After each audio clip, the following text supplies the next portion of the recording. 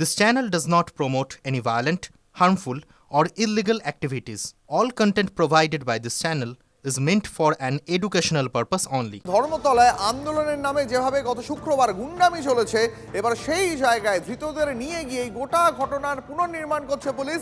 সুমন মহাপাত্র আমার সহকর্মী আমার সঙ্গে রয়েছে সরাসরি। সুমন, আমি একবার ছবিটা এই মুহূর্তে ঠিক কি ধর্মতলায় একবার দেখতে চাইবো। দেখো, একেবারেই ধর্মতলায় মেট্রো চ্যানেলের সামনে নিয়ে আসা হয়েছে যারা গ্রেপ্তার হয়েছে এই ঘটনায়। তুমি জানো যে সেদিন প্রতিবাদের নামে যারা ভায়োলেন্স ছড়ায়, হিংসা ছড়ায়, তাদেরকে নিয়ে এসে কিন্তু ঘটনার কিন্তু পুনর্নির্মাণ করা হচ্ছে এবং মূলত 5 জনকে নিয়ে আসা হয়েছে এবং তাদেরকে কিন্তু এই ধর্মতলার মোড়ে নিয়ে যাওয়া হচ্ছে এবং সেখানে নিয়ে গিয়ে কিন্তু তাদেরকে ঘটনার পুনর্নির্মাণ করা হচ্ছে। এক একজনকে কিন্তু নামানো হচ্ছে, তুমি দেখতে পাচ্ছ হাত ধরে পুলিশ তাদেরকে নিয়ে যাচ্ছে, ঘটনার পুনর্নির্মাণ করছে।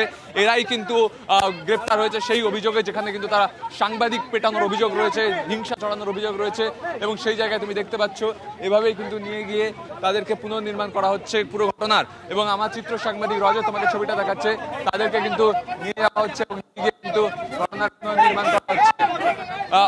অর্থাৎ তারা যেদিন কাণ্ড ঘটিয়েছিল সেই জায়গায় কিন্তু তাদেরকে লাগাতার জিজ্ঞাসাবাদ করা হয়েছে, তারা পুলিশ হেফাজতে রয়েছে, সেই জায়গায় কিন্তু তাদেরকে নিয়ে আসা হয়েছে এবং নিয়ে এসে কিন্তু ঘটনার পুনর্নির্মাণ করা হচ্ছে। পুলিশের আধিকারিকদের সাথে রয়েছেন, একেবারে ডরিনা ক্রসিং থেকে হাঁটাতে তাদেরকে কেসি দাস পর্যন্ত নিয়ে যাওয়া হচ্ছে এবং সেখানে নিয়ে গিয়েও কিন্তু চেক করা হবে যে জায়গা থেকে এই ঘটনার সূত্রপাত, যেভাবে হিংসা ছড়িয়ে পড়েছিল, যেভাবে জলের বোতল, জুতো, লাঠি ছোড়া হয়েছিল, তার সাথে সাথে নিগৃহীত হতে আমাদের সহকর্মীদের ঠোঁট ফেটে গিয়েছে, আমাদের সহকর্মীরা গুরুতর আহত হয়েছেন, যাদের দ্বারা তাদেরকে পুলিশ গ্রেপ্তার করেছে এবং তাদেরকে কিন্তু নিয়ে এসে ঘটনার পুনর্নির্মাণ করা হচ্ছে।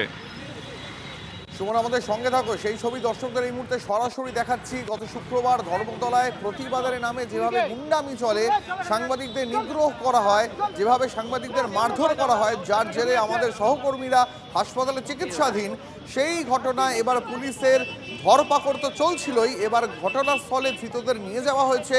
ধর্মতলায় নিয়ে গিয়ে ঠিক কিভাবে গত শুক্রবার এই গুন্ডামি চলেছে তার রিকনস্ট্রাকশন করা হচ্ছে, পুনর্নির্মাণ করা হচ্ছে। আপনারা দেখতে পাচ্ছেন সেই ছবি সরাসরি। সাংবাদিক নিগ্রহের ঘটনায় আরও 2 জনকে গ্রেফতার করেছে পুলিশ। অশান্তি সাংবাদিক নিগ্রহের ঘটনায় 14 থেকে গ্রেপ্তারি সংখ্যা বেড়ে দাঁড়ালো 16। রাজ্যে প্রথম গুন্ডা দমন আইনে মামলা রুজু হয়েছে। আপনারা জানেন আরও বেশ কয়েকজনকে চিহ্নিত করা হয়েছে, কয়েকজনের খোঁজে পুলিশ।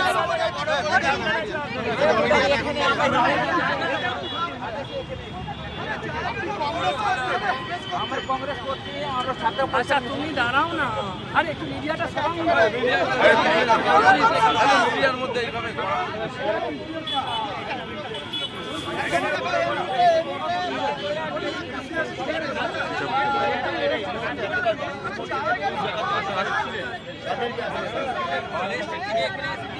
একেবারে যারা সেদিন সাংবাদিক নিগ্রহের ঘটনায় গ্রেপ্তার হয়েছে, যেখান থেকে প্রোটেস্ট সাইট ছিল সেখানে তাদেরকে নিয়ে আসা হচ্ছে এবং যে কিভাবে এই ঘটনার পুনর্নির্মাণ পুলিশ করছে এবং তারা কিন্তু তাদেরকে জিজ্ঞাসাবাদ করছে, এখানে নিয়ে এসে ঘটনার রিকনস্ট্রাকশন করা হচ্ছে, যা তদন্তের ক্ষেত্রে খুব গুরুত্বপূর্ণ। তারা পুলিশ রিমান্ডে রয়েছে, সেই জায়গায় কিন্তু 5 জন গ্রেপ্তার যারা নিয়ে আসা হয়েছে এবং তাদের পুনর্নির্মাণ করা হচ্ছে। পুলিশের আধিকারিকরা রয়েছেন, তারা তাদের লিখিত বয়ান এখানেও দিচ্ছেন, তারা যে তথ্য দিচ্ছে সেটি, এবং তাদেরকে কিন্তু এই মুহূর্তে ধর্মতলার মোড়ে, কেসি দাসের মোড়ে নিয়ে এসে তাদেরকে ঘটনার পুনর্নির্মাণ করা হচ্ছে। দীপ, আমরা সেই ছবি সরাসরি দেখাচ্ছি এই মুহূর্তে দর্শকদের আরও একবার। ধর্মতলায় প্রতিবাদের নামে যেভাবে গুন্ডামি চলে, যেভাবে সাংবাদিকদের পেটানো হয়, নিগ্রহ করা হয়, পোশাক ছিঁড়ে দেওয়া হয়, তাদের আহত করা হয়, সেই ঘটনায় ধরপাকড় জারি রয়েছে।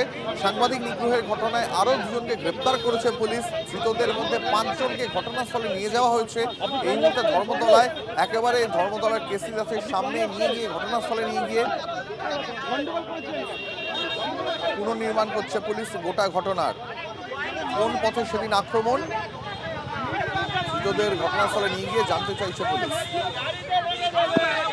মিডিয়াকে মারলেন কেন, লোকগুলোকে মারলেন কেন?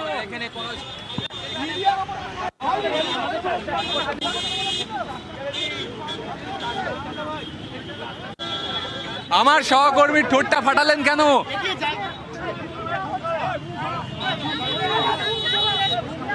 এভাবে মারলেন কেন?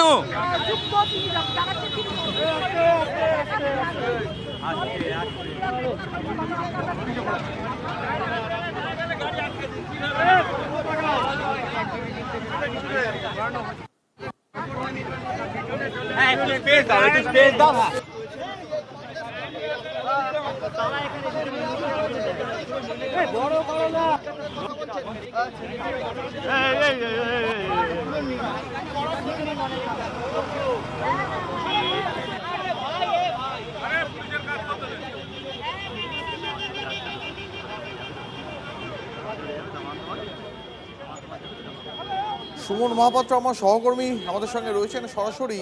সুমন, যেদিনকে এই ঘটনা ঘটে সেদিনকে তুমি ঘটনাস্থলে ছিলে, তুমি আক্রান্ত হয়েছো, দীপঙ্কর আমাদের সহকর্মী আক্রান্ত হয়েছে, মাখন আমাদের আরেক সহকর্মী আক্রান্ত হয়েছে, কিন্তু কার মস্তিষ্ক প্রসূত এই হামলার ঘটনা, ধৃতদের ঘটনাস্থলে নিয়ে গিয়ে সেটাও কি আর জানতে চাইছে পুলিশ?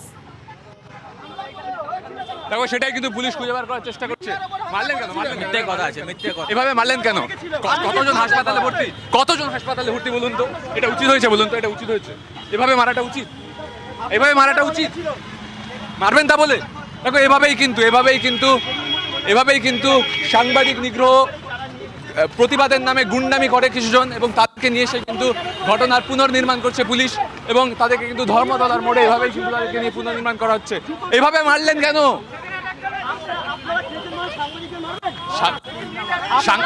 সাংবাদিককে মারাটা ঠিক হয়েছে? সাংবাদিককে মারাটা ঠিক হয়েছে? সাংবাদিকদের মারাটা ঠিক হয়েছে? সাংবাদিকদের মারাটা ঠিক হয়েছে? কেন মারলেন? এভাবেই কিন্তু তাদের ঘটনার পুনর্নির্মাণ করা হচ্ছে, এবং প্রশ্ন করলাম, উত্তর পেলাম না কেন সাংবাদিকদের মারা হলো, ঘটনার পুনর্নির্মাণ হলো।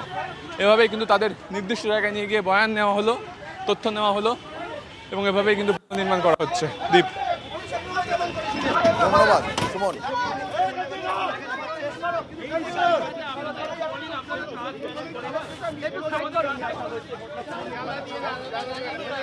আপনাদের সরাসরি যে ছবি এতক্ষণ দেখাচ্ছিলাম, ধৃতদের ঘটনাস্থলে নিয়ে গিয়ে পুনর্নির্মাণ করছিল পুলিশ।